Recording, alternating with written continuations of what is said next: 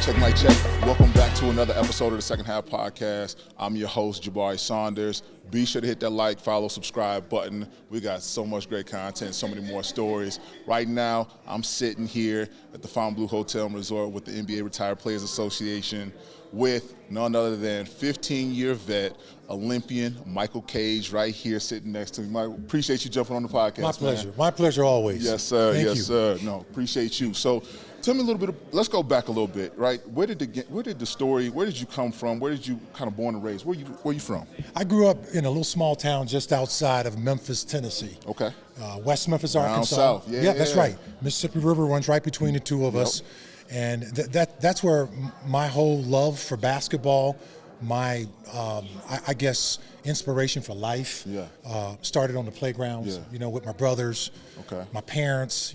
Just being from a small, humble. I'm gonna say that, folks. Humble background, because when you come from the South in the '60s and '70s, you come from humbling. And then that's where it all started. That's where it started. So, who was the one that put the ball in your hands? Like you were playing with your brothers and things of that nature and your family, but who was the one who ultimately was the one to put the ball in your hand?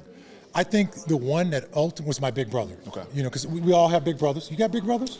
I'm the only child, but I had big cousins. Okay, big cousins. So you know what I'm saying. Y'all know what I'm saying out there. Big brothers. Yeah. They beat you down. They beat you down. They show you no mercy. None. Because they say, look, man, that's how the streets are. So, you got to be tough. And I had a big brother, man. He had a good game. He was a good basketball player. He was a couple of years older than me.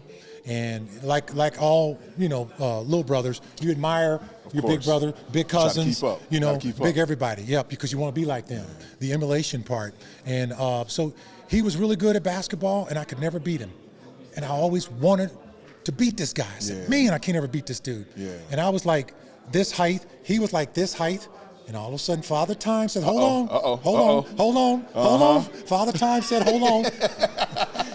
All of a sudden, You growing past I grew past him. But he was a really, in all seriousness, he was the one that gave me the inspiration to want to play basketball because I admired him and how he played. And he was very gifted. He was left-handed like I am.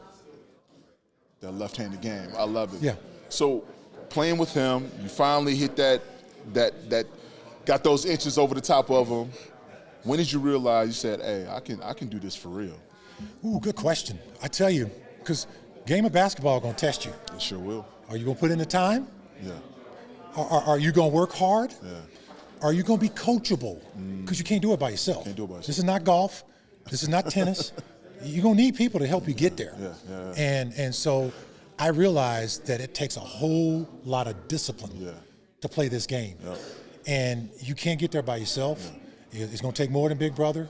It's going to take some good coaches, some people that cared about you when you were young and saw the potential in you and may not have told you what you wanted to hear, but told you the truth. Yeah, absolutely. And those were the things that really inspired me to keep going through middle school, through high school, where I realized that one day a coach came up to me who coached me in middle school.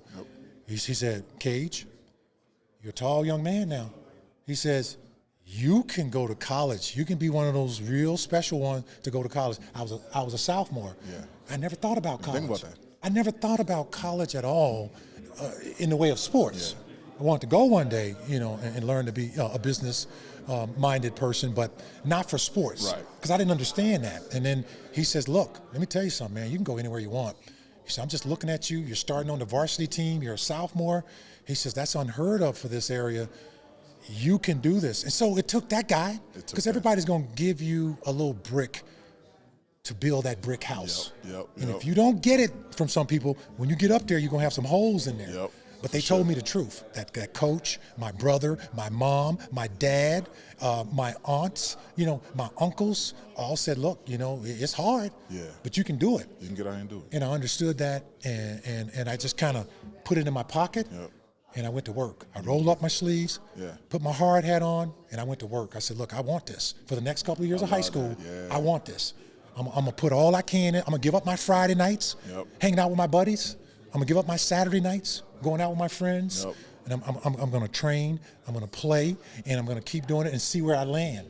Well, 2 years later, I had 200 scholarship offers. 200 scholarship. 2 years later. Wow. And it was like that fast. Because news travels when you hear about kids. I was no prodigy. I was just a really good player that was in a region where we didn't turn out those type of players back in the late 70s.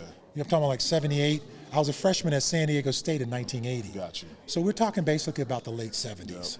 I was gonna say, so there's something you said in there, because I was just watching a part of the retirement speech of Tom Brady. Okay. The thing he even said, he was like, I gave up waking up in the morning and going to hang out with my friends on Saturday morning. Man. I didn't get, pancakes and eggs with the family every morning. I had to go to the gym at 5, 6 o'clock out in the field in the summertime. And in the South, it's not like you got air-conditioned gyms and we had perfect none. lights on it. Right. You roll the ball out. That's where we played on the playground. We played on the blacktop. We played wherever we could. And the really beautiful thing about it, we didn't complain. If it was hot, that's okay. We all want to play ball. Yep. If it was cold, that's okay. Yep. We all want to play ball. If it was raining, what time do you think the rain gonna stop? We're gonna wait, look out that window until mom and grandma say, okay, you can go outside now because it ain't lightning. So, just like what Tom talked about, it's one of those things where the sacrifice has to be there. You got to understand the journey. The journey involves sacrifice. I had to give up friendships because my friend says, I don't have that kind of drive like you do. So you go do your basketball thing. We're going to go over here and go to the mall. We're going to go over here and go hang out. I just, okay. And it took a lot. And I'm saying this to young people. If you really want to be unique in that way, you got to do the unique thing. And that means you're going to spend a lot of time by yourself with that orange peel, with that orange leather, or that racquetball, or that pig skin, or that hockey stick. You're gonna spend a lot of time with that thing by yourself, and it's just gonna be one little light up there in the ceiling, and you're just gonna be playing, and you're gonna get that rhythm, and you're gonna get that skill down, so that when another coach picks you up in college, he's got you. He said, man, this kid's got what it takes. He's got the great base. He's got the work ethics. I can take him from here. You got exactly that. And that translates into other things that we'll get into in a little bit in life and in your later on in your career. Yes. So you said you had over 200 scholarship offers. You found yourself at San Diego State. Right. Who were the other top, I guess, in your top three? Obviously, San Diego State was your one. Right. Who was your two and your three? My two was University of Arkansas. Okay. Eddie Sutton. Staying coast. That's right. Yep. Oh, Coach Sutton. Eddie Sutton. Yeah. Yeah. He was the legend. Yes. There. Yes. He was a legend at the University of Arkansas. Wow. Any kid that grew up in Arkansas, I grew up in West Memphis, Arkansas, that had decent or top talent, that kid went to the University of Arkansas. I didn't go. I'm going to say. I'm going to tell you the truth on that one in a second. Okay. If you I want to know about that. I'm going to tell you the truth on why I didn't go. Okay. And then there was Memphis State, which was right there in my backyard. I could see which is now University of Memphis, right? Correct. Yep. Thank you for pointing that out. So I understood that those two schools were right there in front of me, and then there was San Diego State. And here's the holy grail of what I like to tell young people today. What you should think about before you accept a scholarship offer at a school. You ready? Yeah. The holy grail is you got to go to a program where they want you. Absolutely. Okay? Absolutely. Not a program where they just recruiting the top players. They want the top guys, and you got to fit in. Okay? Because if you don't fit in, it's not going to work. I don't care how talented you are. I don't care how high you can jump, how beautiful your jump shot is, how great your ball handling skills is. If you don't fit in that program, you don't fit in that program. It's just like me, there was seeing a beautiful pair of Jordans. I wear a size 15 shoe, but they're 13s. I want those Jordans. That's the only one that's left on the shelf. I got to have them. I can't get them. They don't fit. Because they don't fit. They don't fit. I don't fit that shoe. And I understood that. Yeah. So, and that was like the holy grail for me making that college decision to go to San Diego State. They didn't have a real strong basketball program at the time, but the coach said something to me. He said, Michael, I'm going to play you, and I'm going to build my program around you. And he did just that. Wow. I love hearing that. Smoky Gaines. Smoky Gaines. Coach told you, I'm old building school around coach. you. That's right. That's always a blessing right there when you got somebody who's on your side. Is what I'm saying. Absolutely. I'm ready to work. Yes. So San Diego State, you built a team around you. Yes. What was your most memorable moment there at San Diego State before you made that jump to the next level? Man, you asked some good questions. Okay. Let me see if I can deliver on this one. Probably was when I made the national team. Okay. I went to the Olympic tryouts. Yep. I was a sophomore, and I was in the Olympic tryouts as a representative from San Diego State. and the WAC conference, and I saw Michael Jordan. Yep. I saw Karl Malone.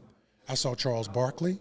I saw all of these great athletes of college ball, not the ones we know today. Right. Okay, not those ones. John Stockton, all of them.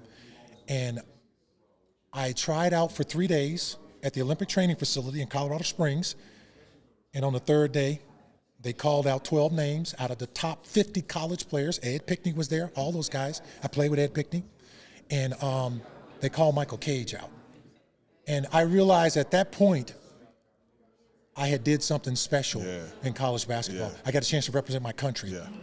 You know, at the time, because remember, it was only the amateurs for the U.S. That could play.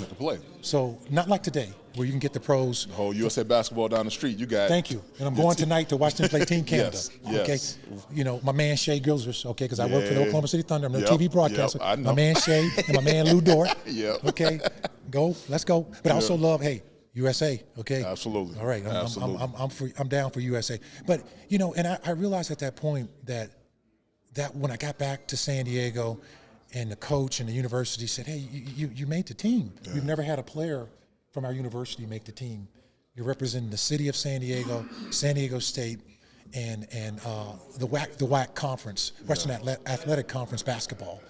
And I thought that was pretty cool for a college moment. And then my second biggest one was my last college game where they retired my jersey. I love that. I thought that was pretty cool. Congratulations, because not everybody gets that experience. That was really cool. And I didn't understand at the time because I was 21. And they said, hey, we were going to retire your jersey tomorrow night. I said, oh, okay. Years later, I said, that's a big deal. That's a big deal. Because this year, 40 years later, they raised it into the rafters along with Kawhi Leonard's jersey. Oh, nice. I said, okay, I'm up there in the rafters now. But 40 years ago, I didn't quite understand. No, that's awesome. Congratulations with that. Thank you. So you spent, how many seasons were you in the NBA? 15. 15, spent 15. 5 teams. 5 teams, wow. Yeah. So you moved around. LA, Seattle, Cleveland, Philly, and Brooklyn. What was your most memorable moment? Which team? Got to be the Clippers, man. Clippers, yeah. When I won that rebounding title. My only one I won, me and Charles Oakley were battling the final day of the season. Charles had gotten 34 rebounds early in the day with the Bulls. I said, that's not possible. That's not possible. Who was patting those Somebody stats? go check it. That's not possible. And they said, Cage, you need 28 rebounds tonight. Because I played that night. He had played earlier that day, last day of the season.